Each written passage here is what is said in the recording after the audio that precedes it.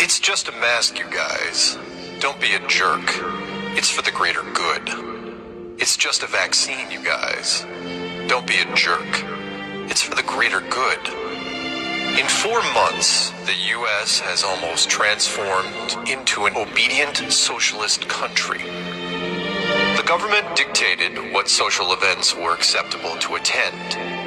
Violent protests that instill fear are okay. Church services, family funerals, and patriotic celebrations are, however, dangerous. And most of you bought it without a fight. Standing in a graduation line is a safety hazard. Small businesses were forced to close, but crowds to support the corporate money machine like Walmart, Lowe's, and Home Depot are allowed. Come on, it's just a mask and safety precautions. How about a little hush money? Here's $2,400 that we stole out of your paycheck in the first place. Use it to buy something from a big corporation. Cash is dirty. We can't give change. There's a coin shortage. Use your card, unless there is a cash tip jar. In 4 months, they have convinced you to use a traceable card for almost everything. In less than 4 months, governments have closed public schools, then restructured education under the guise of public safety. In less than 4 months, our government demonstrated how easily people assimilate to guidelines that have no scientific premise whatsoever because they were fearful. In less than 4 months, our government successfully instilled fear in the majority of the population of America that allows them to control every aspect of your life, including what you eat, where you go, who you see, and how much toilet paper you buy. And the most dangerous and terrifying part is that people are not afraid of this government who removed their freedom. They're afraid of their neighbors, family and friends, and they hate those who won't comply. It's absolutely terrifying to me that people don't question authority. They are willing to surrender their critical thinking skills and independence. They just gave up without thinking, without a fight. Do you know what's coming next? It's just a vaccine. Come on. It's for the greater good. Wait until you're told that you can't enter any store or business without proof of the vaccine. Wait until you can't go to public events or get on a plane without proof of receiving the vaccine. Don't think it's possible? You've already allowed the government to say when you can go outside and when your children can take part in a new digital education. And this was just in the last 100 days. And you followed blindly because you were told to do so. You're kidding yourself if you think this mass behavior won't be repeated with a vaccine or whatever the next step is. You see, their morals, their code, it's a bad joke. Dropped at the first sign of trouble. They're only as good as the world allows them to be. I'll show you. When the chips are down, these civilized people, they'll eat each other. Once they have popular control, they have the masses. I'm sure there are many people who know that they should do something, but it's always been easier to ignore it than fight back. We've seen it in other countries throughout the years, but it could never happen here in America, right? They have you without a thought, without a fight. Just about everyone around you and everyone walking the streets right now gave in and went with the herd. They didn't do this because they were afraid, they did it because they were lazy. Being lazy is always easier and is built on compromise. This time, however, is different. Sure, you're comfortable sitting on your couch watching streaming movies, but consider this. Outside your house, almost nothing is happening. There are almost no sports anywhere. The city basketball courts are empty. The park baseball fields are empty. Soccer fields, skateboard parks, volleyball courts, nothing is being used. And the professionals, the one who gets paid to play these games for a living, they are scrambling for answers. How exactly do you not pack people into a stadium or arena and still make money? No box seats, no concessions, no place to walk up and buy a ticket, a reduced schedule, and if you have an enclosed stadium, you are screwed. You get nothing. Almost every musical group in the world right now is stuck in a studio, working on albums that they can release but can't tour to promote. How does that work? And it goes much further than thousands of fans who aren't allowed into arenas.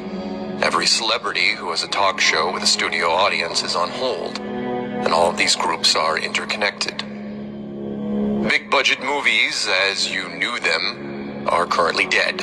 Not because the studios can't break virus protocols and put film teams together. The movie theaters have been crippled for months. As long as the perceived virus threat exists, they won't be able to open at even half capacity. Oh, and the only way theaters turn a profit is from popcorn and soda, which they can't sell you. Every school from primary to university is currently lost at sea with no compass. No one has a clue how to open their institutions without breaking protocol because their systems were literally designed to pack as many kids into one place as possible. Everything from small classrooms to lunchrooms to gymnasiums were built with the exact opposite of social distancing in mind. How in the hell do you reverse that and educate at the same time without rebuilding all the schools from scratch? You don't. They don't have the money or time. The ideas being floated around now literally turn an average school into a social distance circus.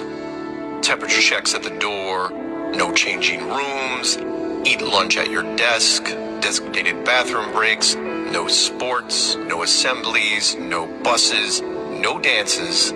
You come in, you sit down, you shut up, you leave. It all sounds like a dystopian movie, but it isn't. It's very real, and by the way, how do you convince any kid under 4th grade not to be next to other kids? And don't get me started on churches. Almost all of them went down without a word of protest. For the greater good, of course. How did they do it? How did the powers that rule this world accomplish all this and much more? They told you that there was a threat, and you believed them. They first told you that masks were useless. Then a month later, they said that masks were life-saving. They said that social distancing was critical. If you had a party at your house, they could invoke contact tracing and fine you.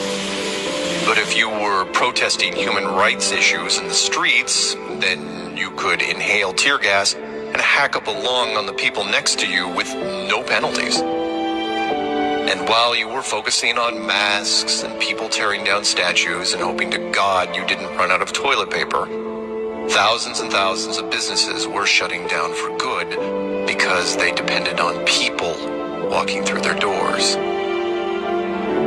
And if you were listening to this, you've probably realized that most of those masked people walking the streets now aren't people at all. They are just shadows with what used to be faces. The herd, the sheep who will do just about anything that the media tells them because that's what they were programmed to do. Anyone that is voluntarily wearing a mask at this stage is a mindless drone who couldn't think for themselves if their life depended on it. That is not an exaggeration. You wanted to know who the NPCs are? Now you have your answer. They are all around you.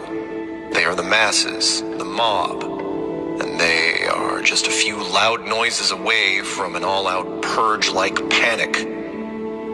If you understand that, then you need to brace yourself.